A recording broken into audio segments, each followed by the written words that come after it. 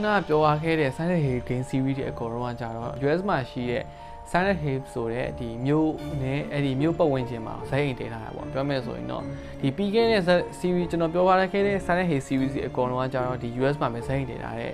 三類經歷喎喏。အဲ့တော့အခုထွက်လာတဲ့ Sunday Hey app ကတော့တူချက်ချာလုံးဝ US မှာမဟုတ်ဘဲねဒီဂျပန်နိုင်ငံရဲ့တောင်ပေါ်မြို့လေးတစ်မျိုးဖြစ်တဲ့ Ebisu Gaoka ဆိုတဲ့ဒီတောင်ပေါ်မြို့လေးမှာစိုင်းတင်ထားတာပေါ့နော်